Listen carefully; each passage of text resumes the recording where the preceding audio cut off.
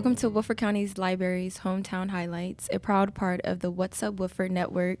This podcast is all about celebrating the unique people, places, and stories that make our community one of a kind. I'm Talora Bennett, and today I'm honored to be joined by William Saunders, a dedicated community leader and advocate. William has been deeply involved in efforts to uplift and empower our local communities, and today we're diving into his journey, his work, and how we can all play a role in making a lasting impact. William, welcome to the show. Thank you so much to Laura. Glad to be here. Let's start at the beginning. What inspired you to get involved in activism and community leadership? Well, I think that it began when I was a kid because my parents were pretty active. My mom was a stickler, especially an educational person.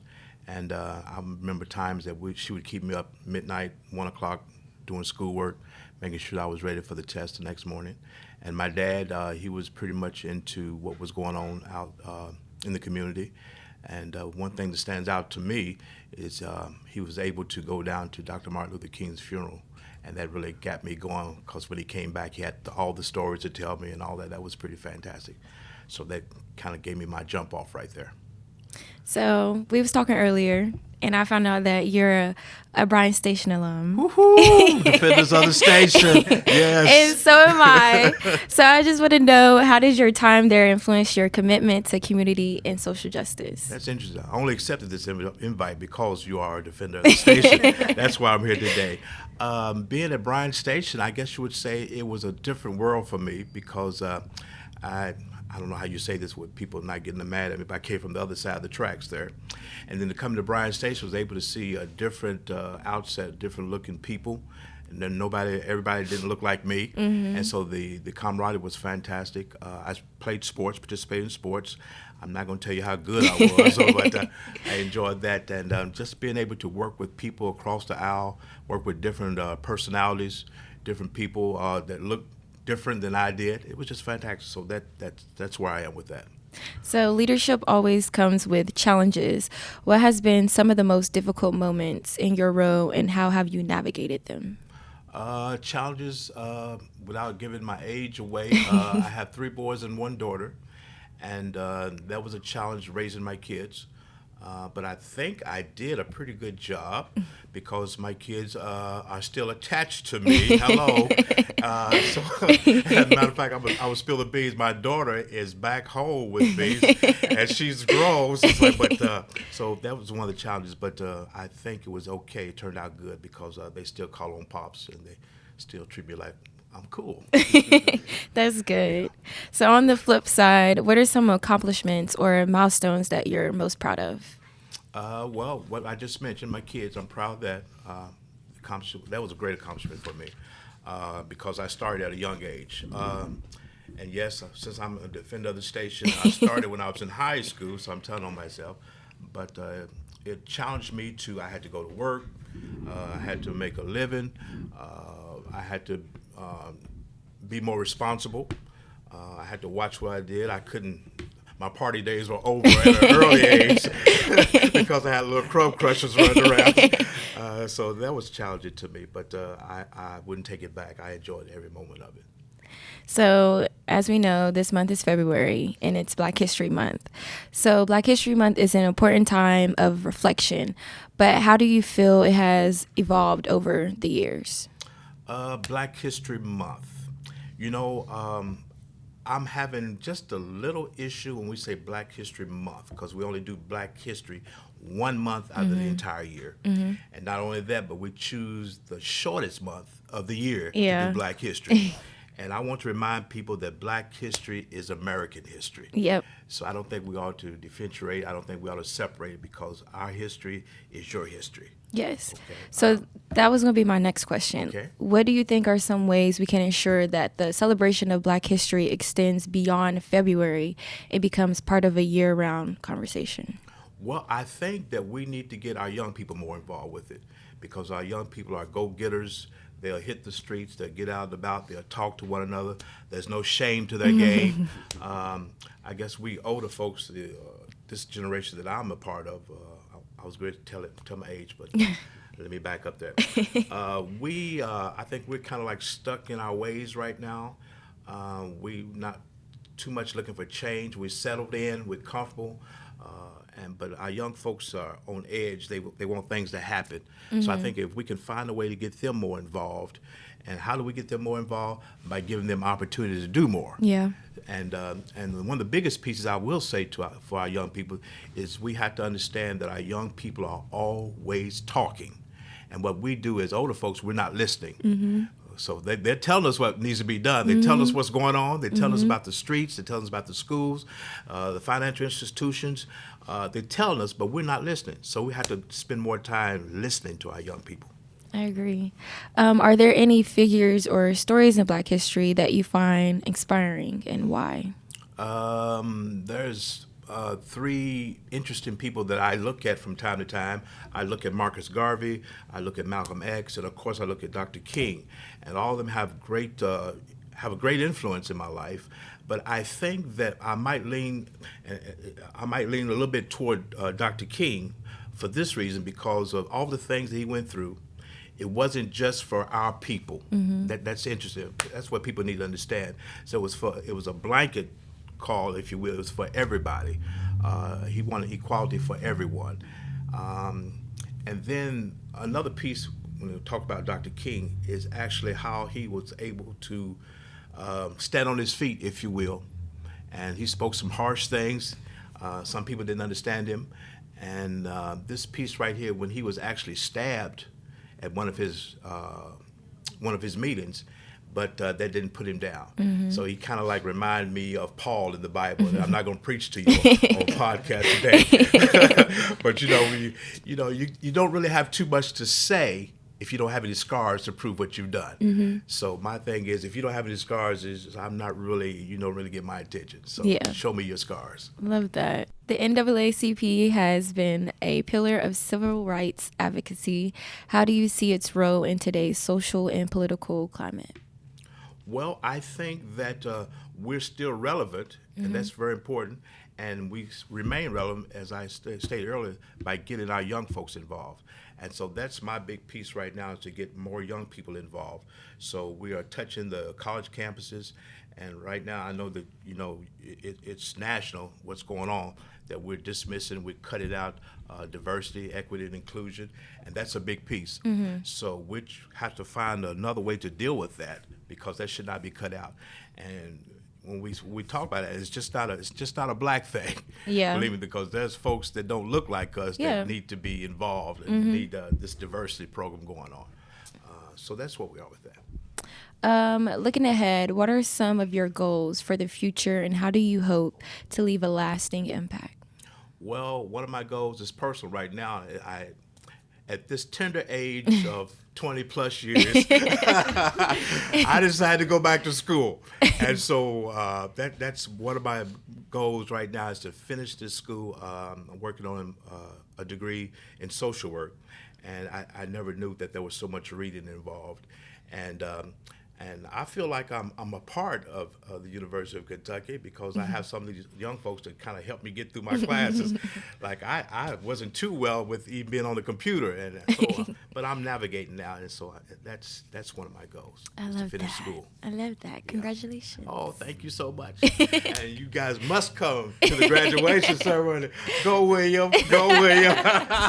Yes. Is there anything that you would like to touch on that we didn't get to talk about? Anything that you would like for the people to know? Any projects or anything that you have coming up, or just something that you want to get out there?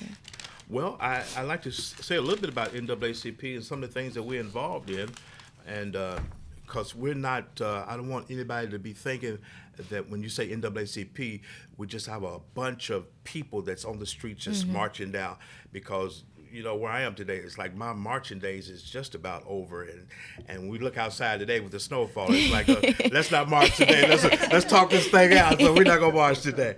So, but I like for us to understand that marching is good. It gets people's attention, if you will. But if we don't have anybody that's at the table, then we're not really going to accomplish anything. We need people at the table, and so that's what I like to. So we are a part of we are members of the Chamber of Commerce, so I want to give that plug. We are a part of that. We have a partnership with the Frontier Nursing University.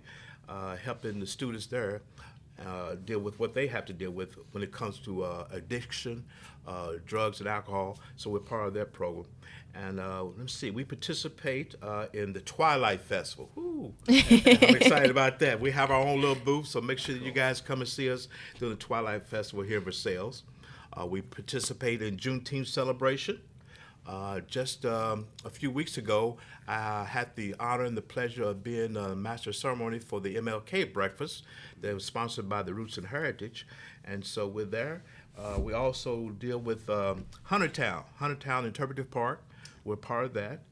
And one of the pieces right here that I'm so proud of is NAACP. Right here at Wolford County Versailles, we have a scholarship program that we're giving high school seniors that graduate. We offer 4 different scholarship programs there to help them with little things like books, transportation, food. Not quite enough money to pay your tuition for the year, but we're But doing a it's little still something. We're something. starting somewhere, so that's one of the things that we're proud about. We are in Woodford County Middle School after school program with the boys. It's called the Tiger Program, and we work with the little, I won't say little boys because they'll get offended with that. We work with the young men in the middle schools there, so that's one of the things that we're doing. One big accomplishment because we just got back up and running. We're almost a year. We're not even a year old this new term around here, but we had a banquet / gala in the month of October. We're excited about that. That was our first banquet, and we put it together in such a short time. We have some good people that work with us.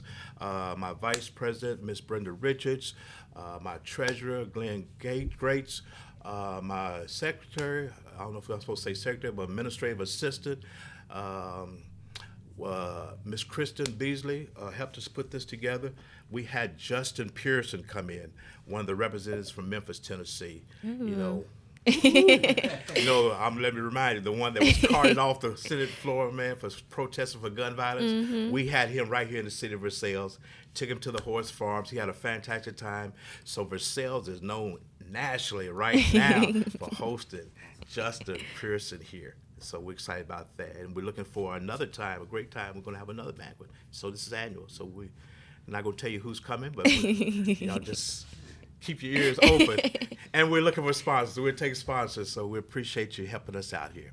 Love that. So for those listening who want to get involved in the advocacy or community work, what advice would you give them? Is just to get involved. Simply get involved.